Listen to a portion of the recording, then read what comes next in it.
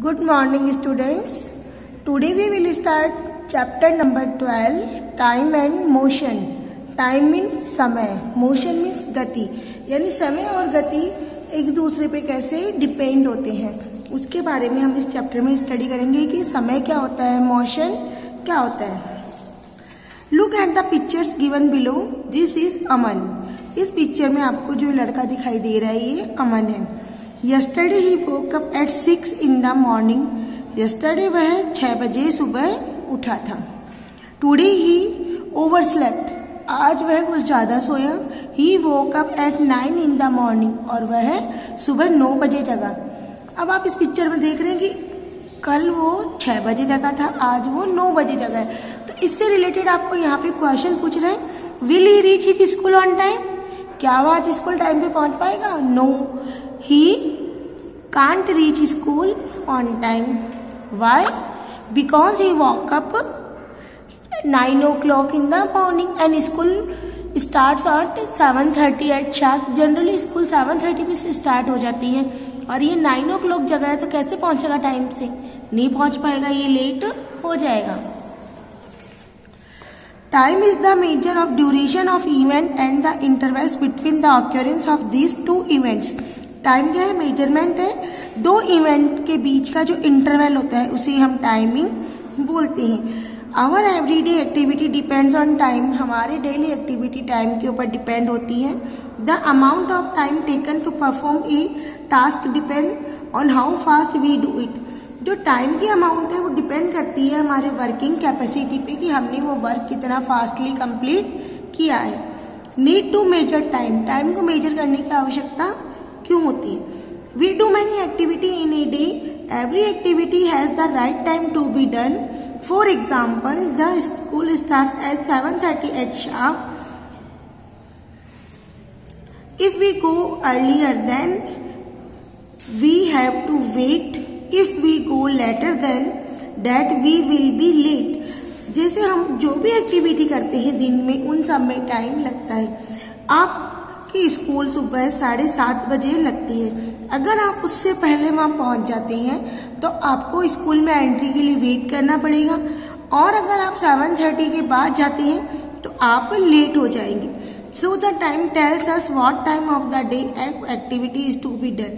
इसलिए समय ये बताता है कि हमें कौन सा काम दिन में कब करना चाहिए.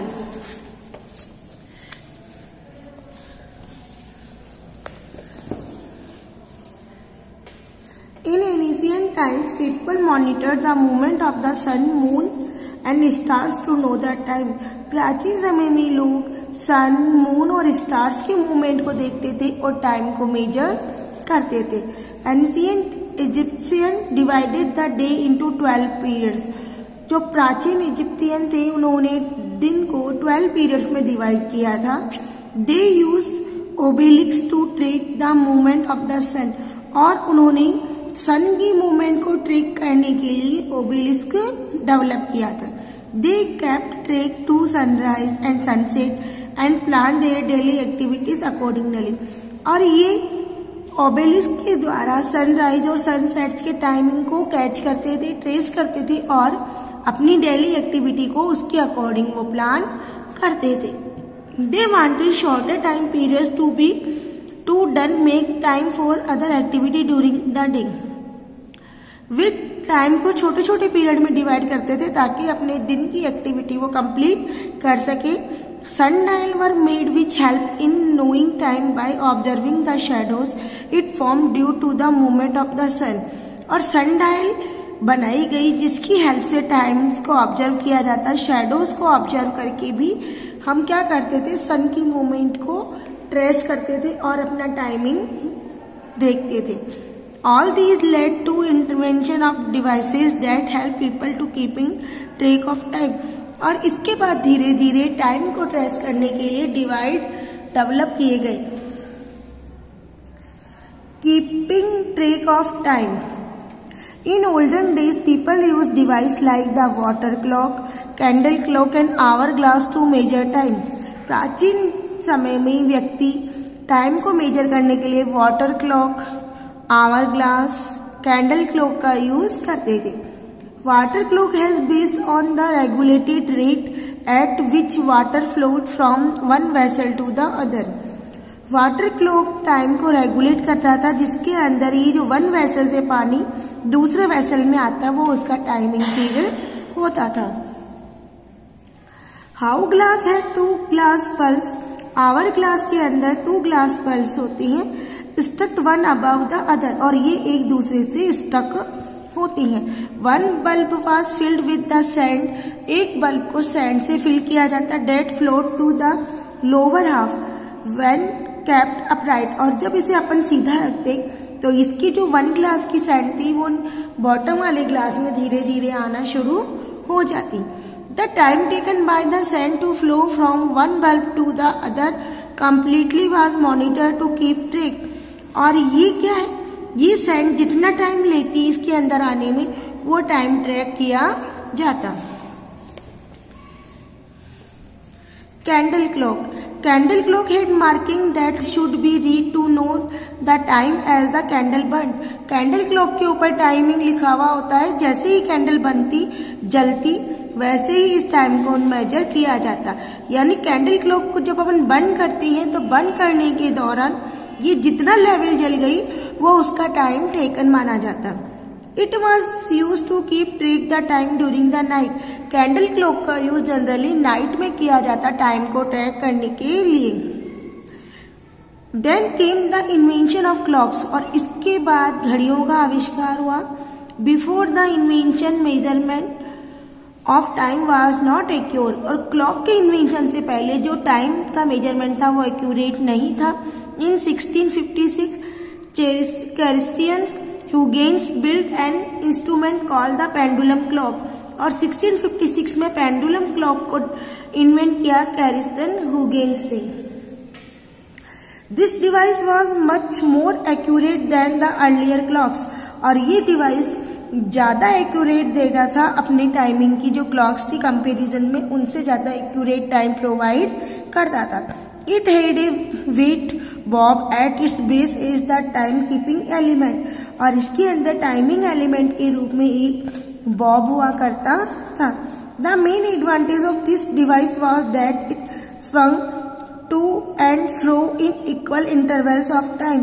और इस डिवाइस में जो मेन एडवांटेज था वो ये था कि इसका बॉब एक डायरेक्शन से अदर डायरेक्शन में यानी टू और फ्रॉम की फॉर्म की कंडीशन में स्वंग करता था. It was based on the principal that time period was determined by the swimming of the pendulum with wider swings taking more time than the narrow ones.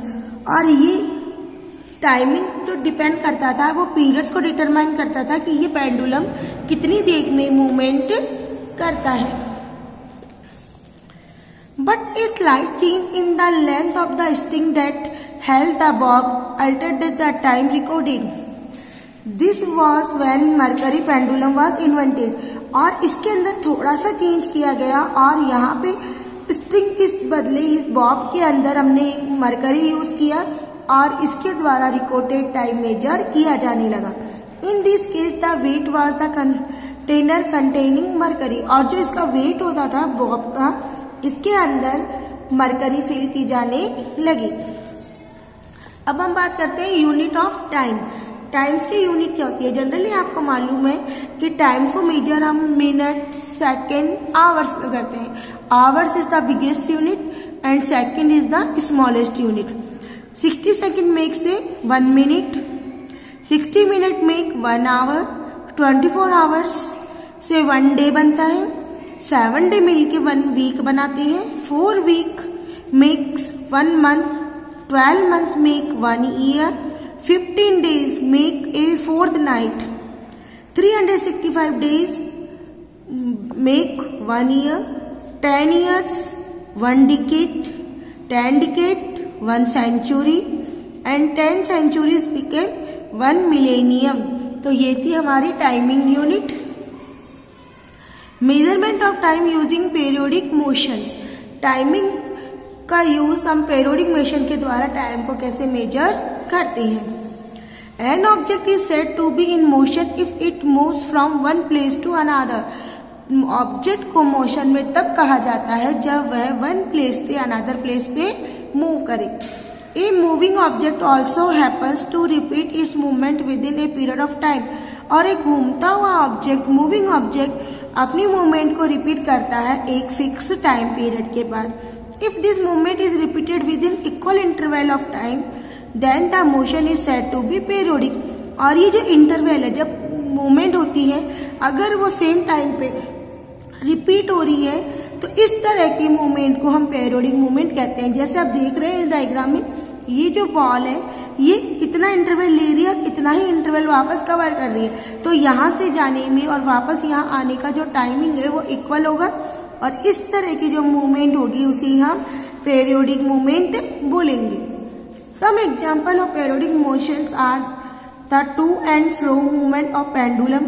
और इसका example अपनी जो clock होती है उसके अंदर पेंडुलम होता है, वो एक बार राइट साइड में जाता है, लेफ्ट साइड में जाता है, तो वो इक्वल जो मूवमेंट होती है उसे टू एंड फ्रो मूवमेंट कहते हैं।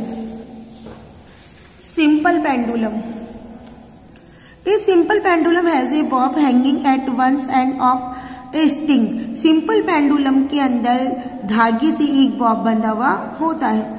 To other end of the string is held at a fix point. और जो स्टिंग का अदर हैंड है वो एक जगह पे फिक्स पॉइंट के द्वारा बांध दिया जाता है। When the pop of the pendulum is displaced sideways, और जब इस पेंडुलम के बॉब को हम साइडवे में डिस्प्लेस करते हैं, it tends to move back to its equilibrium position। तो ये जितना आगे जाएगा उतना बैक जाके वापस से अपनी पोजीशन पे आ जाएगा। To combine effect of the restoring force and the mass of the bob causes it to go to and fro about the equilibrium point। The movement of the bob from one point to another through its equilibrium position is called an oscillation। Bob की जो position है वो starting point से left and right move करने के बाद वापस जो अपनी एक्चुअल पोजीशन पे आ जाती है उसे हम ऑसिलेशन कहते हैं। Time taken to complete one oscillation is called timing period. और एक ऑसिलेशन कंप्लीट होने में जितना टाइम लगता है उसे हम टाइम पीरियड बोलते हैं। The periodic laws started that. Periodic laws है वो the time period taken to complete one oscillation does not depend on the mass of the bob. जो टाइम पीरियड लगता है एक ऑसिलेशन को कंप्लीट होने में वो बॉब के मास के ऊपर डिपेंड नहीं करता। The time period taken to complete one oscillation depends on the length of the string used to suspend the bob. और जो टाइम पीरियड है वो ऑसिलेशन के लिए जो हमने स्ट्रिंग यूज किया है उसकी लेंथ के ऊपर डिपेंड करता है। The time period taken to complete one oscillation is independent on the extent of which the bob is displaced sideway. और ये जो टाइम पीरियड है ये बॉब की ऑसिलेशन के ऊपर डिपेंड नहीं करता कि हमने किस डायरेक्शन से इसको स्टार्ट किया है या कौन सी साइड से स्टार्ट किया है। तो ये थे आपका simple pendulum. I hope you have understand about the units of time and how olden times people use which type of clocks to measure timing.